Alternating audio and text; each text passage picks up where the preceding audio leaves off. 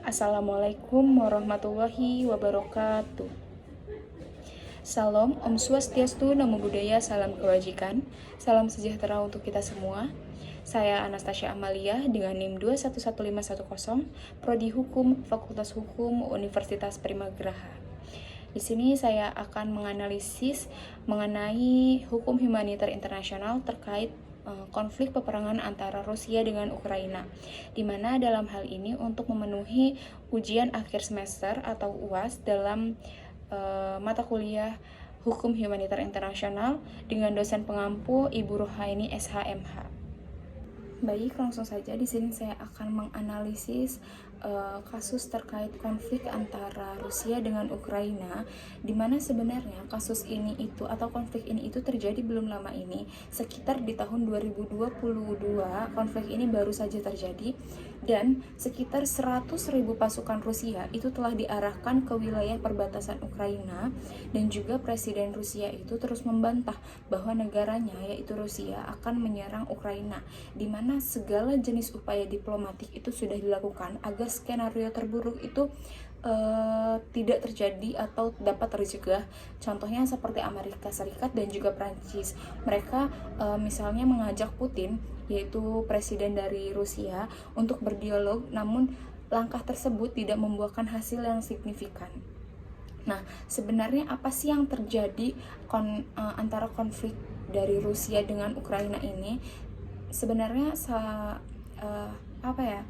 yang melatar belakangi konflik ini tidak bisa diibaratkan karena satu peristiwa, karena salah satu konflik Rusia dan Ukraina ini tidak bisa dibaca atau tidak bisa dideskripsikan secara tunggal, karena salah satunya itu sudah berlangsung selama bertahun-tahun silam. Dan Ukraina ini juga merupakan pecahan dari Uni Soviet, di mana Ukraina ini memerdekakan dirinya sendiri itu pada tahun 1991 di bulan Agustus, dan juga Ukraina ini tumbuh menuju negara yang demokratis dengan roda pemerintahan yang sudah dijalankan oleh 7 presiden. Selama 3 dekade kemerdekaan si Ukraina ini, si Ukraina mengalami 2 gejolak besar-besaran yang terjadi di tahun 2004 dan juga di tahun 2014, di mana keduanya ini mempunyai pesan yang sama, yaitu menolak pengaruh dan intervensi dari Rusia dan juga mendorong bergabung ke Uni Eropa serta dan NATO. Pada gelombang demonstrasi pertama itu berhasil memaksa presiden saat itu, yaitu Leonid Kuchma, di mana ia merupakan politisi yang dekat dengan Kremlin dan juga ia dilengsarkan dari jabatannya karena Kuchma ini dinilai korupsi dan juga kerap menyalahgunakan kekuasaannya. Nah, sedangkan gelombang masa kedua atau gelombang yang kedua ini kelak dikenal sebagai Revolusi Maidan, di mana pada revolusi ini menewaskan sebanyak 70 orang dan juga membuat presiden kala itu yang dekat dengan Rusia, yaitu Viktor, yang dimakzulkan, dan dia juga menyebut bahwa langkah itu adalah percobaan kudeta sebelum kemudian si Viktor ini kabur dari Ukraina, di mana Putin juga kerap melakukan klaim bahwa Rusia dan Ukraina itu adalah satu identitas.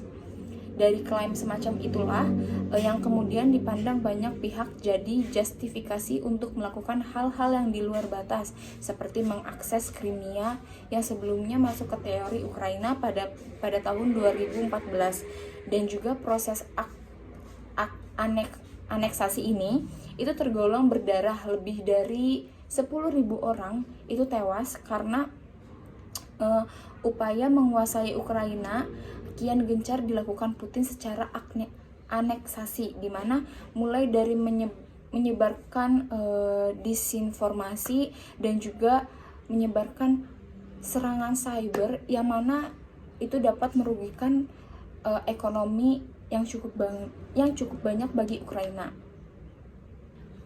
Dari analisis dan lembaga think tank, di mana itu menegaskan bahwa aksi Putin beberapa waktu terakhir itu mengindikasikan bahwa ia tidak akan kehilangan Ukraina, yang mana cenderung merapat ke barat, Ukraina bagian barat, dan juga kehilangan pengaruh atas Ukraina Yang sama berarti potensinya banyak hal termasuk kekuatan ekonomi, berarti potensialnya itu banyak hal termasuk kekuatan ekonomi.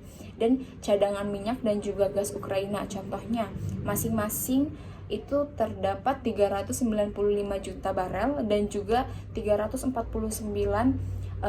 miliar meter kubik, di mana Ukraina juga memainkan peran strategis sebagai penyalur dari Rusia ke pasar Eropa. Dari ultimatum yang diberikan Rusia itu adalah bahwa ini bukan untuk semata-mata perkara pengamanan kepentingan mereka di Ukraina, namun